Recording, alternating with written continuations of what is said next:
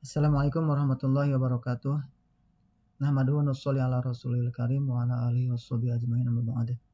Pada kesempatan ini saya akan kembali menjelaskan tentang aplikasi untuk pemenangan pemilu ya.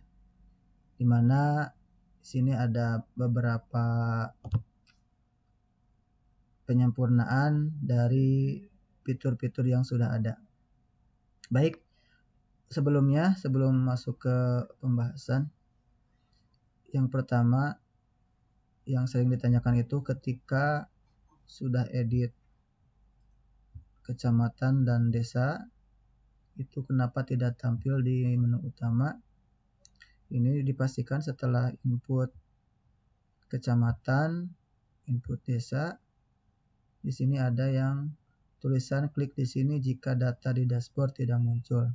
Jadi kita klik, kemudian ini sudah ada penjelasannya. Pastikan di sini tercentang semua ya, tercentang semua, oke. Kemudian yang satu lagi, yang atasnya juga sama, harus tercentang semua.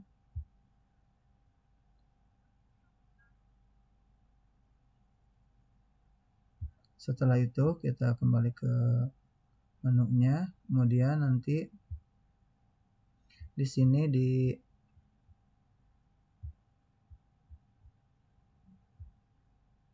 menu data, kemudian di refresh all.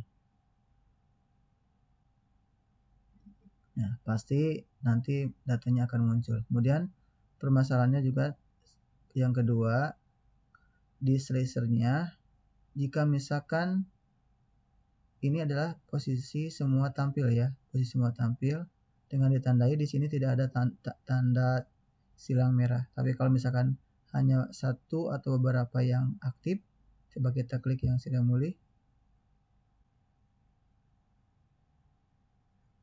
Maka di sini yang aktif hanya kecamatan Sidamuli saja.